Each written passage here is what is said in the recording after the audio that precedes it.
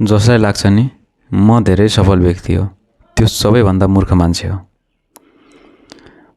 धेरै धनी मान्छेहरू है, धेरै सफल मान्छेहरूलाई लाग्छ कि मैले अझ धेरै काम गर्न बाँकी छ, म चाहिँ धेरै अगाडि बढ्न बाँकी छ, मैले चाहिँ धेरै सुधार गर्न बाँकी छ भन्छन् है त। हरेक खेलाडीहरूले चाहिँ मैले नयाँ रेकर्डहरू गर्न बाँकी छ, मैले अझ धेरै कुराहरू अचिभ गर्न बाँकी छ भन्छन्।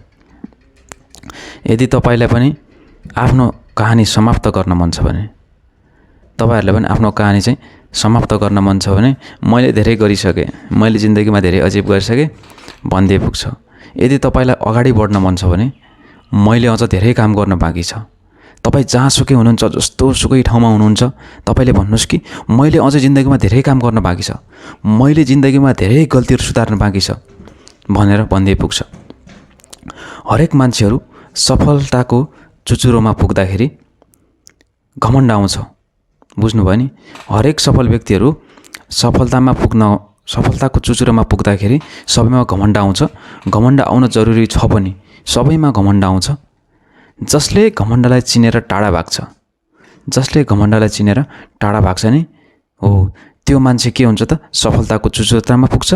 र जसले चाहिँ घमण्डलाई साथी बनाउँछ, घमण्ड मेरो साथी हो, वा म चाहिँ अगाडि बढिरहेको छु, म चाहिँ अरूभन्दा के एक्स्ट्रा फरक छु, म नै सबैको बाउ हो, म चाहिँ ठुलो मान्छे हो भन्छ नि, हो त्यो मान्छे 100% डाउन हुन्छ। देख्नुभएको होला नि, मान्छेहरू माथिबाट सर्लको तल झर्छन्। तल किन झर्छन् त? माथि चढिरहेको मान्छे त माथि नै हुनुपर्ने हो, होइन र? डाउन हुनुपर्ने त थिएन। किनभने त्यो मान्छेले सफलतामा पुग्दाखेरि के हुन्छ, घमण्ड गरिरहेको हुन्छ है, घमण्ड गरिरहेको हुन्छ, म नै सबैको बाउ हो, म नै सबैभन्दा ठुलो भनिरहेको हुन्छ नि। हो त्यही भएर के हुन्छ, उसले चाहिँ घमण्डलाई अँगाल्छ है, ऊमा चाहिँ घमण्ड आउँछ र के हुन्छ त, त्यसपछि डाउन हुन्छ। त्यसैले ईश्वरसँग एउटै प्रार्थना गर्नुस् कि जिन्दगीमा सबै कुरा आओस्, तर यो घमण्ड भन्ने कुरा कहिले पनि नआओस्। घमण्ड भन्ने कुरा कहिले नआओस्।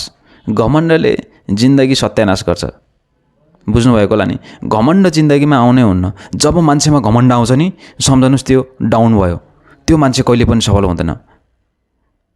घमण्डलाई जसले अँगाल्यो नि, त्यो मान्छे कहिले पनि सफल हुँदैन। जसले घमण्डदेखि टाढा भाग्छ नि, हो त्यो मान्छे जहिले पनि सफल हुन्छ। जो मान्छे, त्यही भएर चाहिँ मान्छेमा कहिले पनि घमण्ड भन्ने कुरा आउनुहुन्न।